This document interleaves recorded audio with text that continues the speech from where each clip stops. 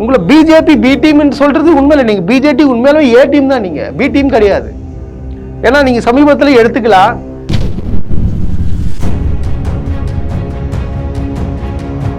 அதாவது நீங்க என் மக்களோட வரியை வந்து நீங்க கொடுக்க மாட்டீங்க, உங்க வீட்டு பணம் கிடையாது, அது கொடுக்கறதுக்கு இந்த அளவுக்கு பேசுறீங்க. யாருக்கு எடுத்தாலும் சரி நீ சட்டத்தை ஏத்துக்கோ, நான் காசு கொடுக்குறேன். இது எப்படி இது எப்படி ஏத்துக்க முடியும் நான் கேட்கிறேன்.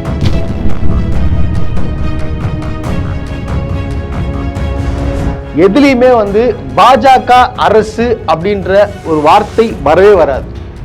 இதுக்கும் அவர் ஏன் வந்து ஒரு ட்விட்டர் ஒன்று போட்டிருக்காருன்னு பார்த்தீங்கன்னா, இல்லை வந்து நானும் வந்து இது போராடுற மாதிரி ஒரு அதாவது என்ன சொல்ல பாவலா காட்டுறது, இந்த பாவலா மட்டுமே காட்டிக் கொண்டிருக்கிறார் விஜய் அவர்கள்.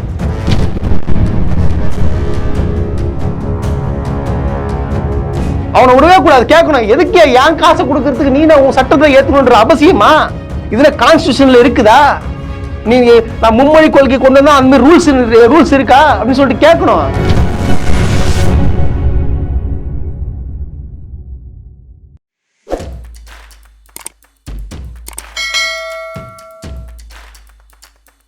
ரோஸ்ட் பிரஸ் நேயர்களுக்கு அன்பு வணக்கம். நிகழ்ச்சிக்குள்ள போறதுக்கு முன்னாடி லைக் ஷேர் சப்ஸ்கிரைப் பண்ணுங்க.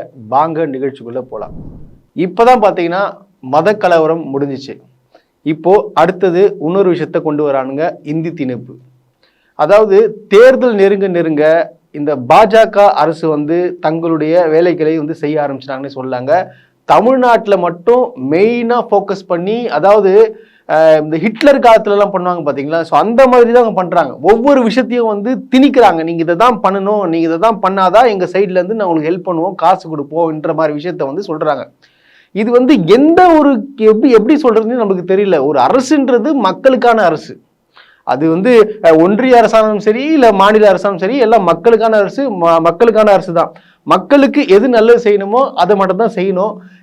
அதாவது அவங்கவுங்களுக்கு கொள்கை ஒன்று இருக்கும். அது வந்து தமிழ்நாட்டோட கொள்கை இல்லை, நீங்க இதை மாத்துங்க, இதை வந்து நீங்க மும்மொழி கொள்கையை நீங்க கொண்டு வந்தாதான் வந்து நான் உங்களுக்கு அந்த காசு கொடுப்பேன், அதாவது தமிழ்நாட்டு மக்கள் உழைத்த வரியை கொடுப்பேன் அப்படின்னு சொல்லும் போது இது வந்து எப்படி நம்மளுக்கு யோசிக்க வைக்குதுன்னு சொல்லிட்டு எனக்கு தெரியல. சரி, இந்த மாதிரி இவங்க சொல்லிட்டாங்க. தலைவர்கள்லாம் பார்த்தீங்கன்னா ஏகப்பட்ட கண்டன அறிக்கைகள் விட்டுட்டு இருக்காங்க. நேரடியாகவே பாஜக அரசை தாக்கி எல்லாரும் பேச ஆரம்பிச்சிருக்காங்கன்னு சொல்லாங்க. இது எல்லாருமே பேசுறாங்க. அதாவது அண்ணாமலையும் எடுத்துக்கோங்க. அதாவது பாஜகவை சேர்ந்தவர்கள் மட்டும்தான் இன்னும் வந்து அவங்களுக்கு முட்டு கொடுக்குறாங்க. ஏன்னா வந்து அவங்க தமிழ்நாட்டில் கிடையாது. தமிழ்நாடு எக்கடை கட்டு போனாலும் அவங்களுக்கு கவலை இல்லை, பாஜக வந்து ஜெயிக்கணும்ன்ற ஒரு விஷயத்தை வந்து கொண்டு வந்திருக்காங்க. தமிழ்நாட்டை பற்றி மக்கள் மேலாம் கவலை கிடையாது. ஸோ இப்படிதான் போயிட்டு இருக்கு. ஆனா இங்க வந்து கண்டன அறிக்கைன்ற ஒரு பேர்ல ஒருத்தர் அப்படியே தடுமாறி அப்படியே ஒண்ணு பண்றாரு. அதாவது செய்யணும்னு நினைச்சு செய்யறாரு தாவேகா தலைவர் விஜய் அவர்கள். இதுவரை எந்த ட்விட்டர்னு எடுத்துவங்க நீங்க பாருங்க, எதுலையுமே வந்து பாஜக அரசு அப்படின்ற ஒரு வார்த்தை வரவே வராது. இதுக்கும் அவர் ஏன் வந்து ஒரு ட்விட்டர் ஒன்று போட்டிருக்காருன்னு பாத்தீங்கன்னா, இல்ல வந்து நானும் வந்து இது போராடுற மாதிரி ஒரு அதாவது என்ன சொல்ல பாவலா காட்டுறது, இந்த பாவலா மட்டுமே காட்டிக் கொண்டிருக்கிறார் விஜய் அவர்கள். ஏன் விஜயே நாங்க குறிப்பிட்டு நாங்க பேசுறோம்னா, ஏன்னா அதாவது சின்ன பசங்கள், அதாவது பாத்தீங்கன்னா எப்படி சொல்றாங்கன்னா, அவங்களுக்கு வந்து படத்தை பார்த்து ரசித்தவர்களை வந்து ஓட்டா மாத்த ட்ரை பண்றாரு. பட் ஆனா இவர் என்ன செய்ய போறாரு, எந்த ஸ்டாண்ட்ஸ், எந்த அளவுக்கு ஸ்ட்ராங்கா இருக்காருன்னு சொல்லிட்டு தெரியல. இதுதான் உண்மை. ஒரு மக்களுக்கான இறங்கி நீ போராடுறியா, தைரியமா எதிர்த்து கேள்வி கேளுங்க. ஆனா கேள்வி கேட்க மாட்டீங்க. உங்க கட்சி தவிர பாருங்க, எடப்பாடி பழனிசாமி கூட பாஜக அரசை பத்தி தைரியமா பேசுறாரு. ஆனா நீங்க பேசுறதுக்கு தயங்குவது ஏன்னு சொல்லிட்டு கொஸ்டின் கேட்க வைக்குது இல்ல. இது எப்பாற்பட்ட ஒரு கண்டன அறிக்கைன்னு சொல்லிட்டு தெரியல. அவர் என்ன பண்றாரு, ஒன்றிய அரசுன்னு குறிப்பிட்டு அப்புறம் வந்து இது பாசிசத்தை யாரு கொண்டு வந்தாலும் சரி மாநில அரசுன்ற ஒரு வார்த்தையை விட்டுறாரு. அதிக இதுலயே நீ மாநில அரசு நீ கொண்டு வரீங்க. பாசிசத்துக்காக போராடுற ஒரே அரசு, அது பாசிசம் ஒழிக்கணும், பாசிசம் இருக்கக்கூடாது என்று சொல்றது யாருன்னா தமிழ்நாடு அரசு தான். இந்த தமிழ்நாடு அரசு திமுக அரசு தானே. அப்புறம் நீங்க இதுலயும் வந்து மாநில அரசு வந்து குறிப்பிடுறீங்கன்னா அது எப்படி இது ஏத்துக்க முடியும்? உங்களை பிஜேபி பி டீம் சொல்றது உண்மையில நீங்க பிஜேபி உண்மையிலே ஏ டீம் தான், நீங்க பி டீம் கிடையாது. ஏன்னா நீங்க சமீபத்தில் எடுத்துக்கலாம். இப்ப நான் இது சம்பந்தமான டாபிக் தான், எதோ சொல்ல வேண்டிய கடமை நம்மள்தான் இருக்குது. இப்போ ஒய் பிரிவுன்னு சொல்லிட்டு ஒன்று கொடுத்துருக்குறாங்க.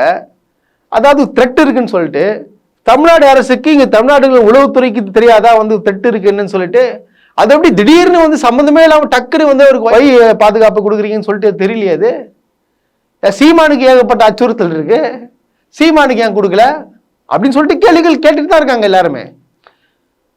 அப்போ சீமானுக்கு வந்து இது ஒரு ஓட்டு அரசியல் வேலைக்கு ஆகாது, அவருக்கு வந்து பிரிவினைவாதம் கலவரம் தூண்டும் அரசியல் செட் ஆகும்னு சொல்லிட்டு அவர் வச்சுட்டு இருக்கீங்க.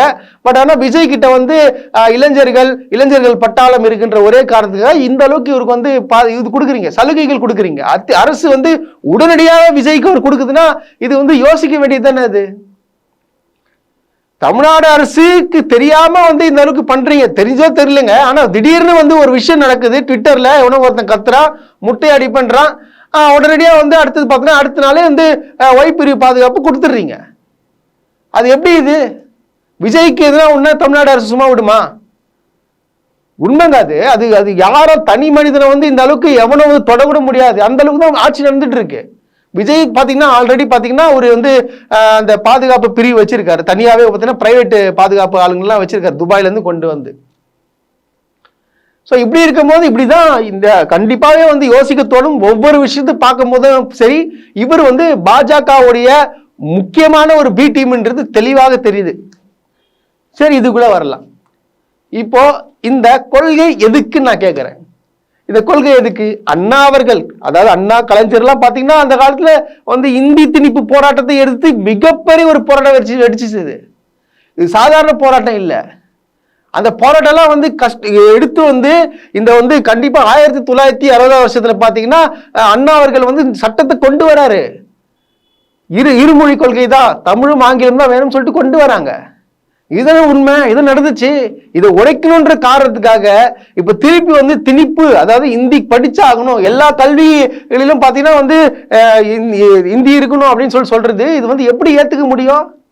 நீங்க சட்டத்தை ஏத்தாதான் உங்களுக்கு காசு கொடுக்க முடியுன்றது எப்படி? இது 2135 கோடி கொடுக்கணுமே, உன்னை ஏன் கொடுக்கல? ஏன் கொடுக்க மாட்டீங்க? Yes, it's unfortunate. It should not happen. It should not, because they are politically motivated. They are doing mischief. Nearly 2,000 crore. I know, but they have to come to the terms of the Indian Constitution. How can they think they are above Constitution? What are the rules, sir? What they have to come to? They have to accept the national education policy in letter and spirit. அதாவது நீங்க என் மக்களுடைய வரியை வந்து நீங்க கொடுக்க மாட்டீங்க, உங்க வீட்டு பணம் கிடையாது, அது கொடுக்கறதுக்கு இந்த அளவுக்கு பேசுறீங்க. யாருக்கு எடுத்தாலும் சரி, நீ சட்டத்தை எடுத்துக்கோ, நான் காசு கொடுக்குறேன். இது எப்படி? இது எப்படி ஏத்துக்க முடியும் நான் கேட்கிறேன். அப்ப நீங்க பீகார்ல உத்தரப்பிரதேஷ்ல எல்லாம் போயிட்டு, நீங்க நார்த் இந்தியா எல்லாம் போயிட்டு கண்டிப்பா தமிழ் படிக்கணும்னு சொல்லுங்க, முடியுமா உங்களால? ஒரு விஷயத்தை கொண்டு வரேன், தமிழ்நாடு அரசு வந்து ஒரு மிகப்பெரிய ஒரு சாதனை பண்ணிருக்குங்க, இது உண்மை. அது என்ன தெரியுமா? பீகார்ல இருந்து இங்க வந்து தங்கி இருக்கிறாங்களே, அங்க அவங்களுடைய பசங்களாம் வந்து எங்க படிக்கிறாங்க தெரியுமா? தமிழ்நாடு அரசு பள்ளியில படிக்கிறாங்க, தமிழ் படிக்கிறாங்க. அங்கு படிக்கும் மாணவர்கள் வந்து பீகாரை சேர்ந்த மாணவிகள் வந்து என்ன சொல்றாங்க நீங்க பாருங்க. தமிழ் படிச்சேன், தெலுங்கு படிச்சேன், இங்கிலீஷு அதெல்லாம் நல்லா மிஸ் எல்லாம் சொல்லி தந்தாங்க. நான் வந்து எனக்கு ஒரு ஏபிசிடி கூட தெரியல 3rd ஸ்டாண்டர்ட்ல. அப்புறமா ஜீமங்கலம் ஸ்கூல்ல சேர்த்துனாங்க எங்க அப்பா. அப்புறமா எனக்கு எல்லாமே ஏபிசிடி எல்லாமே வரும். நான் வந்து பீகார்ல இருந்து வந்திருக்கேன். எங்க தங்கச்சி கூட இந்த ஜீமங்கலம் ஸ்கூல்ல தான் படிக்கிறாங்க. 1 லாங்குவேஜ் எனக்கு தெரியும், ஹிந்தி மட்டும். இங்க வந்தா எல்லா லாங்குவேஜ் தெரியும். இங்க எல்லா கவர்மெண்ட் எல்லாம் கொடுக்குவாங்க, ட்ரெஸ், புக்கு, எல்லா சாப்பாடு எல்லாம் கொடுக்குவாங்க. இங்க நல்லா இருக்கு. எங்க அப்பா எல்லாம் வேலை பண்ணது போல்ட்ரி ஃபார்ம்ல. அங்க பீகார்ல எனக்கு நான் படிக்கவே இல்லை, பீகார்ல இங்கதான் படிச்சிட்டு இருக்குது. கவர்மெண்ட் அவங்களுக்கு என்னென்ன தேவையான எல்லாம் கொடுப்பாங்க, யூனிஃபார்ம், நோட் புக்ஸ் எல்லாம் கொடுப்பாங்க. நான் பீகார்ல இருந்து வந்துட்டு இருக்கேன். பீகார்ல நான் ஸ்கூல்லே பார்க்கல, பீகார்ல நான் ஸ்கூல்ல படிக்கவே இல்லை. நான் எங்க வந்துதான் நான் படிச்சேன். இதை விட சாதனை என்ன வேணும்? அப்ப தமிழ்நாடு அரசு எந்த அளவுக்கு செயல்படுது இதெல்லாம் புரிஞ்சுக்கணும். மக்கள் வந்து இதை தெரிஞ்சுக்கணும். யார் வந்து இந்த பள்ளிக்கு முக்கியத்துவம், அதாவது கல்விக்கு முக்கியத்துவம் கொடுத்து எந்த அரசு நடக்குதுன்றது தெரிஞ்சுக்கணும். இந்த அரசு தான் நடக்குது. இது என்ன கொடுமையா இருக்கு? நீங்க ஏத்துக்கிட்டாதான் வந்து நான் காசு கொடுப்பேன்னா அது எப்படி வந்து ஒத்துக்க முடியாது? அது இயலாத காரியம். இது இந்த பிரச்சனை வந்து இதை மாதிரி நகர்ந்து போச்சுன்னா இது வந்து கண்டிப்பா வந்து ஒரு மிகப்பெரிய ஒரு போராட்டம் வெடிக்குன்றது உண்மை. இது என்னங்க? அது காசு கொடுக்குன்னா கொடுக்க மாட்டீங்க. இங்க ஏகப்பட்ட பிரச்சனைகள் இருக்குங்க. அதாவது ஓய்வு பெற்றவங்களுக்கு பணம் தராம இருக்கிறது இன்னும் நிறைய பேருக்கு. இன்னும் வேலைக்கு ஆட்கள் போடலன்னு சொல்லிட்டு விமர்சனங்கள் எழுப்புது. ஏன் போடாம இருக்காங்க தெரியுமா? ஒன்றிய அரசு கிட்ட இருந்து பாத்தீங்கன்னா காசு சரியா வரமாட்டேங்குதுங்க. ஆனா இது சொன்னா யாருமே ஏத்துக்க மாட்டாங்க. இது யாருக்குமே புரியாது. என்னடா அது அரசு சொல்லிச்சே இவங்களுக்கு பேருக்கு வேலை கொடுப்பேன்னு சொல்லிச்சே, சம்பள ஊதிய ஒரு பாத்தீங்கன்னா உயர்த்துன்னு சொல்லிச்சே, ஆனா எதுவுமே கொடுக்கலையே. எதுக்கு இன்னும் வந்து ஓய்வூதிய காசு இன்னும் வரலன்னு சொல்றாங்களே, ஒன்னும் கொடுக்கலையே. ஒரு போக்குவரத்து துறையில பிரச்சனை, ஒன்னும் காசு கொடுக்கலையே. எதுக்காக? ஏன் தெரியுமா? இதுதான் ஒன்றிய அரசு இன்னமும் வஞ்சிக்குது. இந்த அளவுக்கு பாத்தீங்கன்னா காசு கொடுக்காம இருந்தாலும் தமிழ்நாடு அரசு வந்து எந்த அளவுக்கு பண்ண முடியுமோ அதுல தமிழ்நாட்டு வளர்ச்சிக்காக இன்னும் செயல்பட்டு இருக்குங்க. இன்னும் சிறந்த மாநிலமா விளங்குது தமிழ்நாடு. இதுதான் உண்மை. பீகார் எடுத்துக்கோங்க, உத்தரப்பிரதேசம் எடுத்துக்கோங்க, நீங்க எங்க இருந்தாலும் சரி, நீங்க ஸ்டாட்ஸ் எடுத்து பாருங்க, எந்த இடத்துல வேலை வாய்ப்புகள் அதிகம் அது கொஞ்சம் புரிஞ்சுக்கணும். நீங்க தமிழ்நாட்டுல தான் வேலை வாய்ப்பு அதிகம். அங்க இருந்து இங்க வரான் வேலை செய்யறதுக்கு, இங்க இருந்து போறான். எத்தனை பேர் போறான் எடுங்க பார்க்கலாம் கணக்கு. கிடையவே கிடையாது. 10% தான் போறான் தமிழ்நாட்டில இருந்து வேற ஸ்டேட்டுக்கு வேலை போறதுக்கு. இதுதான் உண்மைங்க.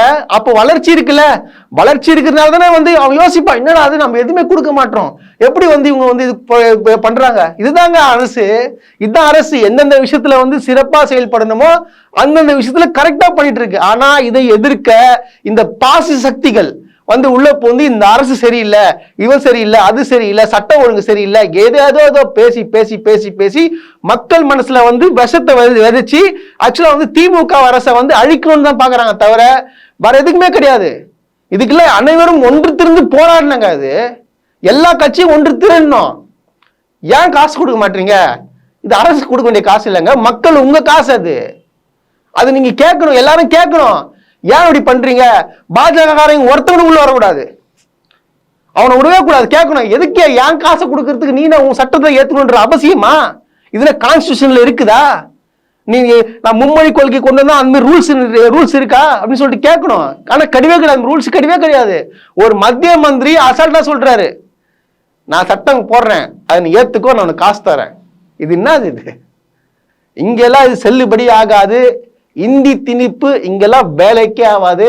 இங்க எங்களுக்கு தோணுச்சுன்னா மட்டும்தான் இந்தி படிப்போம், எங்களுக்கு தேவைப்பட்டா மட்டும்தான் இந்தி படிப்போம்.